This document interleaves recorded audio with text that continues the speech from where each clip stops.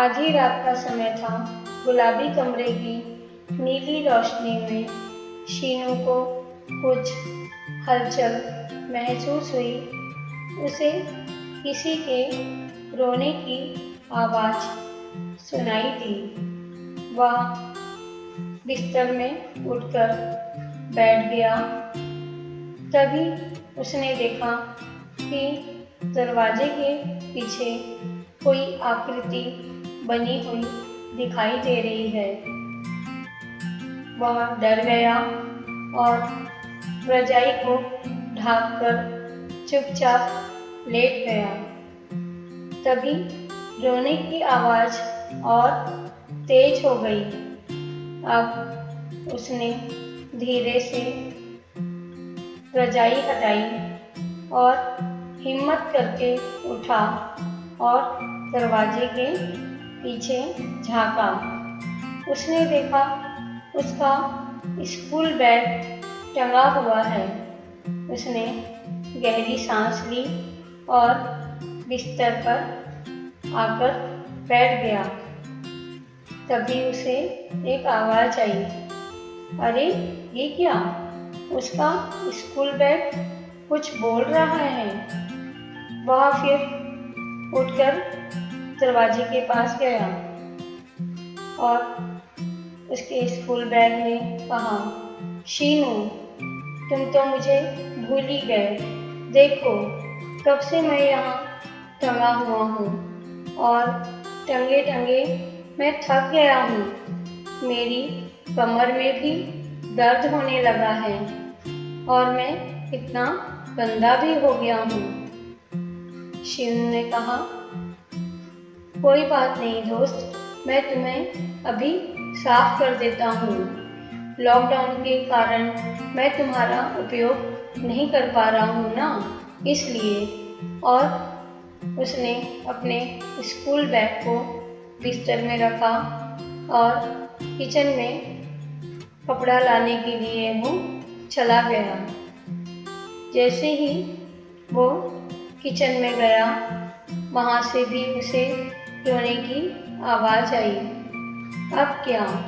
अरे ये तो उसके टिफ़िन और बॉटल हैं जो रो रहे हैं। उसने कहा, अब तुम्हें क्या हो गया? टिफ़िन और बॉटल बोले, शीनू, तुम हमें भूल गए ना?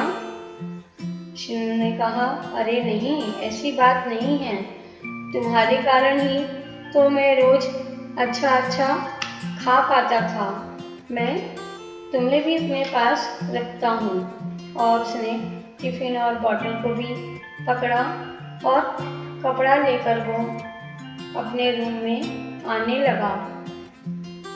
जैसे ही वो अपने रूम में आने लगा, उसे हॉल में रखे अपने जूते मोजों की आवाज़ आई। वो चौंक गया। स्कूल के जूते और मोजे ने कहा, क्यों शीनू, क्या तुम हमें भूल गए? शीनू दौड़कर उनके पास गया और बोला, नहीं नहीं, मैं तुम्हें नहीं भूला हूँ मेरे दोस्तों। आओ, मैं तुम्हें भी अपने पास रखता हूँ।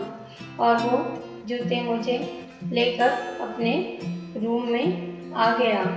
उसने कपड़े से अपने बैग को साफ किया, अपने जूते मोजों को भी ठीक किया। तभी उसे फिर रोने की आवाज़ आई।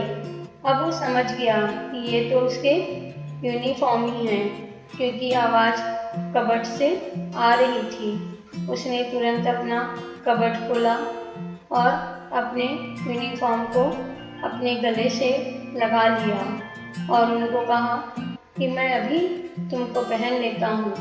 और उसने अपने यूनिफॉर्म पहन लिए और अपने बैग में उसने अपने टिफ़िन और बॉटल को रख लिया। अपने जूते और मोजे भी पहन लिए।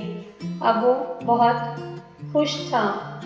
तभी उसके बैग ने कहा, शीनू, तुम हमारी जान, किताबों को तो भूल ही गए।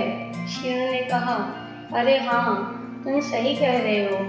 और फिर उसने कबर्ड खोला और अपने कबर्ड से अपनी किताबें और कॉपियाँ निकालकर अपने बैग में रख ली।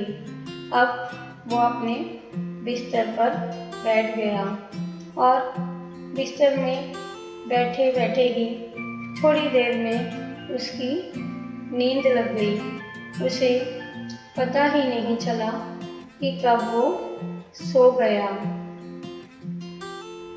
कुछ देर के बाद अचानक ही उसे माँ की आवाज़ आई, शीनू, तुम्हारी ऑनलाइन क्लास स्टार्ट होने वाली है, कब तक सोते रहोगे? वह हड़बड़ाकर उठा। जब वो उठा, उसने देखा कि उसका बैग बिस्तर में ही रखा हुआ है और वो स्कूल यूनिफॉर्म पहना हुआ है। वो जैसे ही अपने कमरे से बाहर आया, घर के सभी लोग उसे देखकर हंसने लगे और सबने कहा कि लगता है शीनू को अपने स्कूल की बहुत ज़्यादा याद आ रही है, तभी ये यूनिफॉर्म पहनकर ही सो गया था।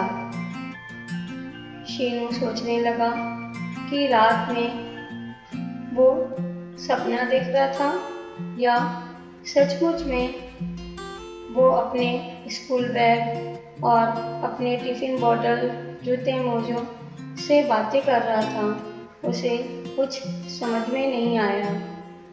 तभी माँ फिर बोली, जल्दी करो बेटा, क्लास स्टार्ट होने वाली है।